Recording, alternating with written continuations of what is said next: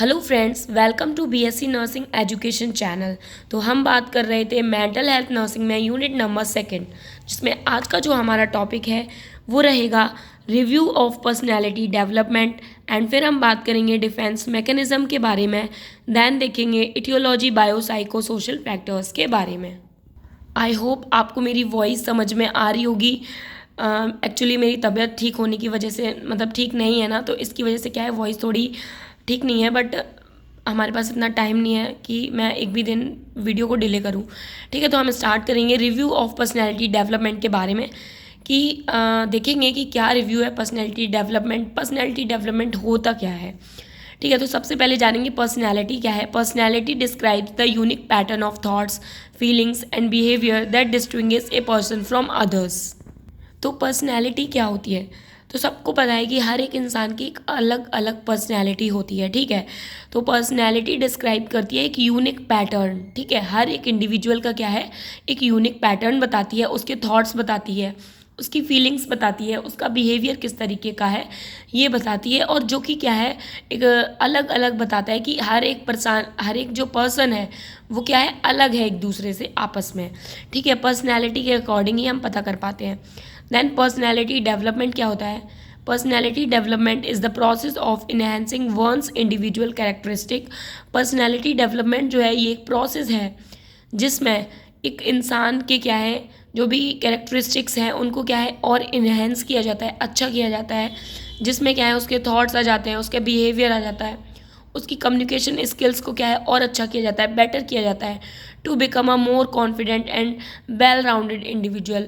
जिससे कि क्या है वो बहुत ज़्यादा मोर कॉन्फिडेंट पर्सन बन सके और ऑल अराउंडेड जो पर्सन होते हैं ना, बोलते हैं हम लोग ऑल राउंडेड पर्सन, है ना, वैसा वो बन सके। It's a continuous journey of self improvement that involves understanding oneself, developing positive habits, and adapting to different situations। ठीक है, तो इससे क्या है कि देखो पर्सनैलिटी डेवलपमेंट जो है ये क्या है, कंटिन्यूअस प्रोसेस होती है। ठीक है, खुद को इम्प्रूव करने के लिए हम कितने भी बड़े हो जाएं, हम हमेशा क्या है खुद को और इम्प्रूव कर सकते हैं। ठीक है, तो क्या है ये कंटिन्यूअस प्रोसेस है जिससे क्या है कि हमारी जो पॉजिटिव हैबिट्स हैं वो क्या है डेवलप होती हैं और अलग अलग सिचुएशन में हम लोग एडोप्ट करना सीख जाते हैं। यही होता है पर्सनैलिटी डेवलपमेंट। देन बेनिफिट्स की बात करेंगे। Increase confidence. जब आपकी पर्सनैलिटी डेवलप्ड होती है ना, तो आपके अंदर एक अच्छा कॉन्फिडेंस रहता है। Then improved relationship. आपका रिलेशनशिप इम्प्रूव होता है। क्यों? क्योंकि जब पर्सनैलिटी डेवलपमेंट होता है ना, तो हमारी जो कम्युनिकेशन स्किल्स हैं वो अच्छी होती है, और जब कम्युनिकेशन स्किल्स अच्छी होंगी तो हम आईपीआर मेंटेन कर पाएंगे, और आईपीआर मेंटेन कर पाएंगे तो हमारा रिलेशनशिप भी अच्छा होगा। Then enhance career prospect. ठीक है, जब हमारे अंदर सारी स्किल्स होंगी तो ऑब्वियस सी बात है कि जो हमारा करियर का जो भी पर्सपेक्टिव है वो क्या है और अच्छा हो जाएगा। Then overall wellbeing. ठीक है, फिर क्या है, कोई भी इंसान होगा वो ओवरऑल क्या है, सही इंसान हो जाएगा, अच्छा इंसान बन जाएगा। ठीक है, मतलब ऑल राउंडेड पर्सन बन जाएगा। Then physiological type of personality. देखो यहाँ पे हम कुछ टाइप्स की बात करेंगे, but on the basis of कि किसके बेसिस के ऊपर हम इनको डिवाइड कर रहे हैं, तो हमारा है फिजियोलॉजिकल के हिसाब से क्या है, जो विलियम सेल्डन है इन्होंने डिवाइड की है personality endomorph, mesomorph, ectomorph. Endomorph personality वो होते हैं जो मोटे लोगों में आ जाते हैं। ठीक है, मीजोमॉर्फ बॉडी जो होती है, जो मसल्स गेनिंग जो इंडिविजुअल्स होते हैं वो आ जाते हैं मीजोमॉर्फ में। देन इक्टोमॉर्फ में जो बिल्कुल पतले पतले लोग होते हैं, जिनको बोलते हैं ना लॉन्ग रनिंग जो रेसेस होती है ना, उनमें जो पर्सन्स होते हैं उनको इक्टोमॉर्फिक बॉडी बोलेंगे। और एंडोमॉर्फिक बॉडी जो होती है ना, वो देखो जो मोटे लोग होते हैं जिनके पास क्या है बहुत स्ट्रेंथ होती है। जो लोग एक गेम खेलते हैं ना, यस, जो लोग कुश्ती लड़ते हैं, है ना, जो लोग कुश्ती लड़ते हैं वो एंडोमॉर्फ पर्सन्स होते हैं। एंड मीजोमॉर्फ मसल गेनिंग जो बॉडी वगैरह बनाते हैं उनको बोलेंगे हम लोग मीजोमॉर्फ। इक्टोमॉर्फ आपको पता ही चल गया, पतले लोग। Then personality type based on psychology. Psychology के बेसिस पे जो पर्सनैलिटी है, लाइक एक्सट्रोवर्ट, इंट्रोवर्ट। एक्सट्रोवर्ट तो आपको पता ही है, जो लोग क्या है कि हर किसी से बात कर लेते हैं, एक्सट्रोवर्ट पर्सन्स होते हैं, अपनी जो अंदर की उनकी बातें हैं वो दूसरों को बता सकते हैं। ठीक है, और इंट्रोवर्ट पर्सन कौन से होते हैं, जो क्या है जल्दी से दूसरे इंसानों से घुल मिल नहीं पाते हैं, ऐसे पर्सन होते हैं इंट्रोवर्ट। ठीक है, तो अब हम बात करेंगे अपने नेक्स्ट टॉपिक पे, दैट इज़ डिफेंस मैकेनिज्म, कि डिफेंस मैकेनिज्म क्या होता है। ठीक है, तो डिफेंस मैकेनिज्म देखेंगे, वे टू बिहेव और थिंक टू प्रोटेक्ट और defend our self from anxieties. ठीक है, तो मतलब जो भी तरीके हम यूज़ करते हैं खुद को प्रोटेक्ट करने के, खुद को डिफेंड करने से, कोई भी प्रॉब्लम या सिचुएशन से कोप अप करने के लिए, या फिर एंग्जाइटी से कोप अप करने के लिए, तो वो सारे क्या होते हैं, defence mechanism. Then these mechanism help individual cope with internal conflicts and maintain emotional stability. और जो ये मैकेनिज्म्स होते हैं ये हेल्प करते हैं किसी भी इंडिविजुअल की कोप अप करने में, मतलब डील अप करने में, या फिर हैंडल करने में जो भी उसके अंदर की कन्फ्लिक्ट्स चल रही होती हैं। और इससे क्या है, वो मेंटेन करता है अपनी इमोशनल स्टेबिलिटी, मतलब इमोशनली क्या है, वो पर्सन स्टेबल हो जाता है। ठीक है, लाइक हमारे साथ कुछ भी ख़राब हो जाता है तो हम लोग बोलते हैं चलो कोई बात नहीं, हमारे साथ ख़राब हो गया तो हो सकता है अगली बार हमारे साथ अच्छा हो, या फिर कुछ अच्छा होने के लिए ये चीज़ ख़राब हुई हो, तो हम लोग मतलब अपने आप को एक सद्भावना दे लेते हैं, संतुष्टि दे लेते हैं कि नहीं यार ये इस वजह से ऐसा हुआ होगा। तो ये क्या होता है, डिफेंस मैकेनिज्म। अब हम इसके टाइप्स के बारे में पढ़ेंगे। तो पहला है यहाँ पे denial, refusing to accept the reality of a situation even when presented with evidence. Denial का यहाँ पे क्या मतलब है कि कोई भी एविडेंस विथ प्रूफ कोई भी चीज़ हो, बट आप फिर भी रियलिटी में उसको क्या है, एक्सेप्ट नहीं कर रहे हो, उससे रिफ्यूज़ आउट कर रहे हो, मना कर रहे हो। ठीक है, तो डिनाइल का मतलब क्या है, refuse to accept the reality of the situation, मतलब जो भी रियलिटी है किसी भी सिचुएशन की उसको एक्सेप्ट नहीं कर रहे हो आप, जबकि उसके विथ प्रूफ एविडेंसेस हैं तब भी। लाइक एग्जाम्पल देखेंगे, a person might deny they have a substance use problem despite clear evidence of its negative impact. ठीक है, लाइक एक पर्सन है जो सब्सटेंस को अब्यूज़ कर रहा है, ठीक है, उसको पता है कि इसके नेगेटिव इम्पैक्ट्स हैं, बट वो उस चीज़ को डिनाई कर रहा है कि अरे इससे क्या होगा, कुछ नहीं होगा, है ना। तो ये क्या है, डिनाइल है, ये डिनाइल डिफेंस मैकेनिज्म में आ जाता है। देन अब हम पढ़ेंगे रिप्रेशन के बारे में, अनकॉन्शियसली ब्लॉकिंग, डिस्टर्बिंग और थ्रेटनिंग थॉट्स, मेमोरीज और feelings from entering conscious awareness. ठीक है, तो इसमें क्या होता है कि इसमें जो भी चीज़ें होती हैं, लाइक जो भी फीलिंग्स हैं, जो भी मेमोरीज़ हैं, जो भी थॉट्स आ रहे हैं, या फिर जो भी थ्रेटनिंग डरावने थॉट्स आ रहे हैं, तो उनको क्या है, ब्लॉक कर दिया जाता है, मतलब ब्लॉक कर दिया जाता है, जिससे क्या है कि ऐसी चीज़ें उसके साथ दोबारा ना हो, और उसको क्या है, डिस्टर्ब ना हो, उसको मतलब बुरा ना लगे।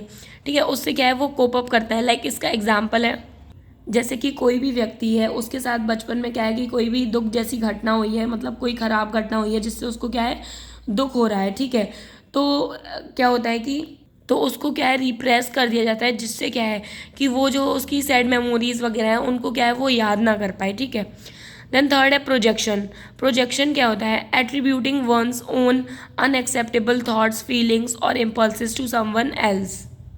तो प्रोजेक्शन में क्या होता है कि इसमें कोई भी इंसान होता है वो अपनी चीज़ों को क्या है, दूसरों पर थोपता है। ठीक है, जैसे कि किसी को किसी से जेलसी हो रही है तो वो ये बोलेगा कि नहीं मेरे को क्यों हो रही है, उसी को है, वही मेरे से जलता है। ठीक है, तो ये सारी चीज़ें क्या है, प्रोजेक्शन में आती हैं। Then rationalisation, creating false but plausible excuses to justify unacceptable behaviour. तो रेशनलाइजेशन में क्या होता है कि इसमें कोई भी इंसान क्या है, गलत या फिर जो पॉसिबल एक्सक्यूजेज होते हैं उनको बनाता है जस्टिफाई करने के लिए जो भी अनएक्सेप्टेबल बिहेवियर होता है।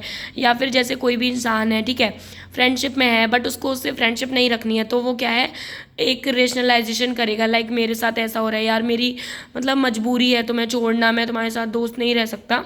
ऐसे करके जो इंसान फॉल्स क्रिएटिंग करता है या फिर पॉसिबल एक्सक्यूजेस बनाता है ना, वही होता है क्या, रेशनलाइजेशन।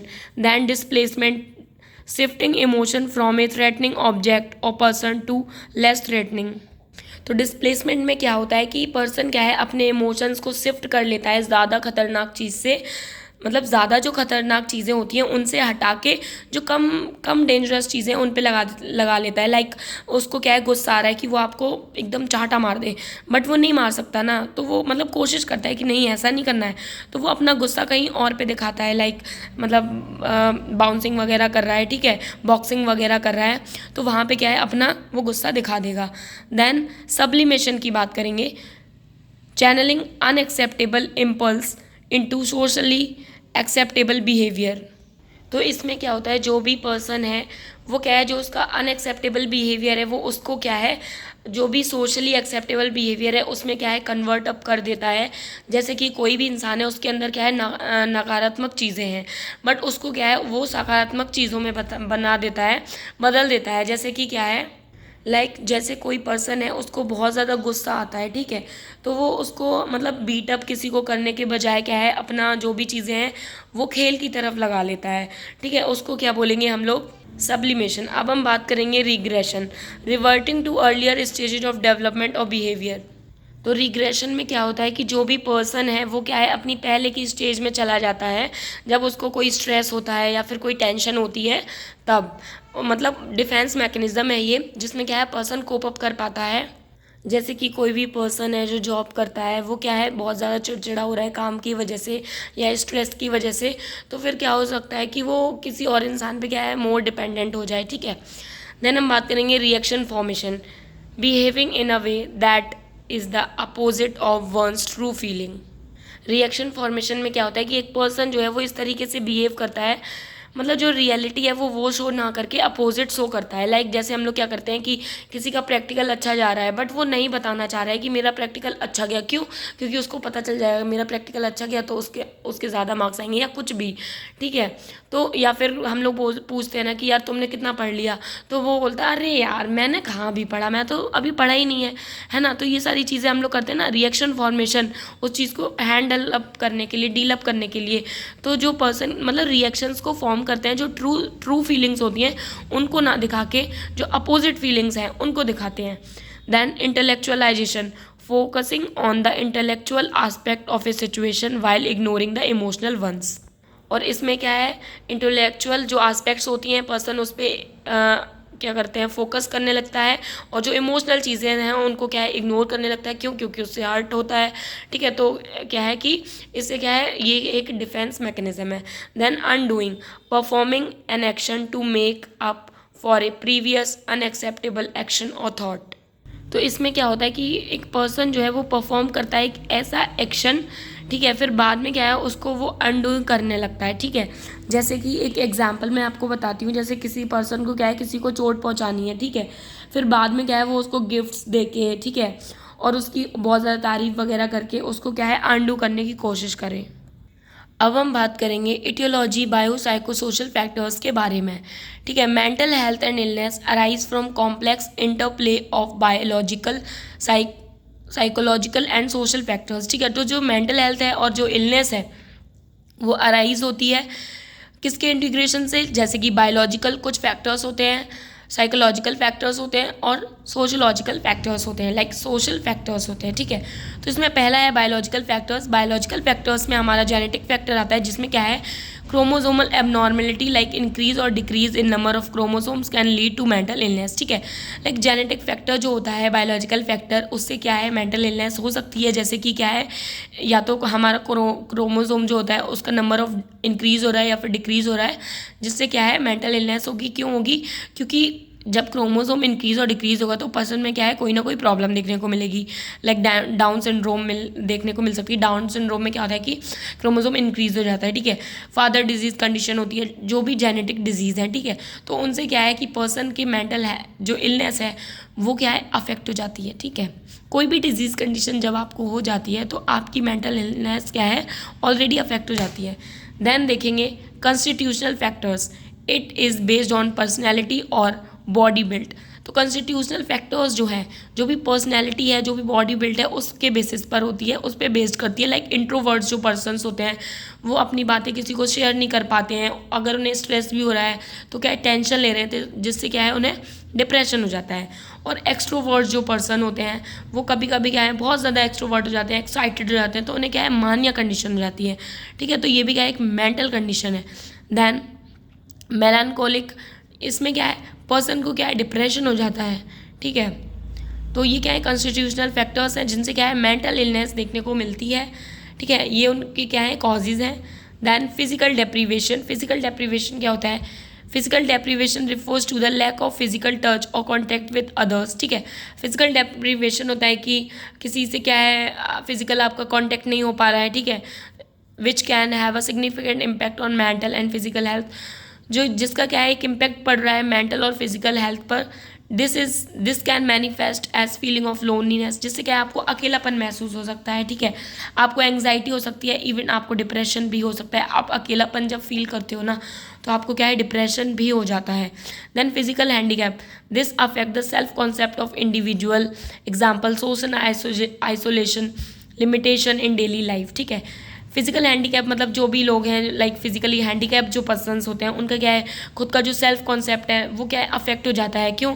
लाइक जो हैंडीकैप पर्सन है उन्हें ये लगता है कि मैं ये काम कर नहीं सकता हूँ, ठीक है, तो जो लिमिटेशंस आ जाती हैं उनकी डेली लाइफ में, और वो सोशली क्या है आइसोलेट होने लगते हैं, क्योंकि जब वो खुद को दूसरों से अलग पाते हैं तो उन्हें अंदर से डिप्रेस्ड फील होता है, तो जिससे क्या है उनकी मेंटल हेल्थ क्या है अफेक्ट हो सकती है। देन नेक्स्ट है साइको सोशल फैक्टर्स, तो इसमें है maternal deprivation, disruption of the bond between a child and there mother, primary care, ठीक है। तो इसमें क्या है जो भी चाइल्ड है या फिर जो मदर है या फिर जो भी उसको केयर दे रहा है, प्राइमरी केयर दे रहा है, जो भी फैमिली मेम्बर्स हैं उनसे जब बॉन्ड जो है वो क्या है डिस्टर्ब हो जाए, डिस्टर्ब हो जाए, तो क्या है आपको मेंटल इलनेस हो सकती है। देन पैथोजेनिक फैमिली पैटर्न, ठीक है, आपका जो फैमिली पैटर्न है वो क्या है पैथोजेनिक है, लाइक एक निगेटिव इन्वायरमेंट है आपकी फैमिली में, हार्मफुल फैमिली एटीट्यूड है, बिहेवियर है, ठीक है, जो कि कंट्रीब्यूट करता है किसको, मेंटल इशू को या फिर मेंटल हेल्थ को। देन पैथोजेनिक इंटरपर्सनल रिलेशनशिप, जैसे कि जो भी रिलेशनशिप है हस्बैंड वाइफ का कह लो, मदर फादर का कह लो, ठीक है, अगर वो टॉक्सिसिटी उसमें है, ठीक है, रोज़ झगड़ रहे हैं या कुछ भी, तो कहीं ना कहीं वो आपकी भी मेंटल इलनेस को क्या है अफेक्ट करेगा। Then stress, natural human response to challenging और डिमांडिंग सिचुएशंस, मतलब जो भी चैलेंजिंग सिचुएशंस आती हैं और जो भी डिमांडिंग सिचुएशंस आती हैं उसमें क्या है जो भी नेचुरल इंसानों का क्या है रिस्पॉन्स होता है, ठीक है, जो कि क्या है कॉज करता है मेंटल टेंशन, वरी, ठीक है, मतलब जो भी लोग हैं लाइक कोई भी पर्सन, सबको स्ट्रेस है, अपना अलग अलग स्ट्रेस है, बट एक स्ट्रेस जो होता है ना नेगेटिव स्ट्रेस तब होता है जब आप बहुत ज़्यादा स्ट्रेस लेने लगते हो और आप क्या है डिप्रेशन फील करने लगते हो। देन सोशियो कल्चर फैक्टर, तो इसमें पहला है poverty and socio economic status, poverty, unemployment, low income and debt to increase risk of mental illness, ठीक है, गरीबी और अनएम्प्लॉयमेंट, जो भी बेरोजगार लोग हैं उनको एक अलग ही मेंटल इलनेस है, इस वजह से है क्योंकि लोग बेरोजगार हैं तो पैसा नहीं आ रहा तो उनका घर नहीं चल पा रहा, उनको गरीबी है, तो इससे क्या है कि मेंटल इलनेस हो रही है, लोगों में कर्जा है, उससे भी क्या है कि मेंटल इलनेस हो रही है। Then violence and trauma, domestic violence leads to mental illness, ठीक है, जो भी वायलेंसेस हो रही हैं घर में क्या है वुमेन के ऊपर जो भी डोमेस्टिक वायलेंस की जा रही हैं और भी जो भी डोमेस्टिक वायलेंस चल रही हैं, ठीक है, तो वो क्या है मेंटल इलनेस कॉज कर रही हैं। Then cyber bullying, the rise of cyber bullying through digital device is increasingly recognized as a significant social and cultural problem contributing to mental health illness, ठीक है, आजकल क्या है जो साइबर बुलिंग चल रही है, लोगों को क्या है धमकी वगैरह मिल रही है, क्योंकि कुछ ना कुछ ऐसा हो जा रहा है या फिर लोग उनका कंटेंट या फिर उनकी फ़ोटोज़ वगैरह चुरा ले रहे हैं, फिर उनको क्या है धमकियाँ दे रहे हैं, तो इनसे क्या है लोग क्या है मेंटली प्रेशर हो रहा है, उनको स्ट्रेस हो रहा है, मेंटल इलनेस हो रही है, तो ये भी एक कॉज है जिससे क्या है मेंटल इलनेस देखने को मिल रही है। और अदर फैक्टर्स आ जाते हैं जैसे कि ड्रग यूज़, जो भी ड्रग यूज़ हो रहे हैं, लोग एक्सेसिव एल्कोहल ले रहे हैं, ठीक है, और भी मेडिसिन्स यूज़ कर रहे हैं, ठीक है, जो एब्यूजिंग है, जो ठीक नहीं है, जिसकी वजह से क्या है मेंटल इलनेस हो रही है। हेड इंजरी भी अगर हो जा रही है तो भी क्या है मेंटल इलनेस होने के चांसेस हैं। तो ये सारे हमारे क्या थे कॉजेज़ थे। अगली वीडियो में हम लोग नेक्स्ट टॉपिक के बारे में बात करेंगे। आप वीडियो को लाइक कर दीजिए, चैनल को सब्सक्राइब कर दीजिए, ठीक है, और वीडियो को शेयर भी कर दीजिए। Thank you for watching my video.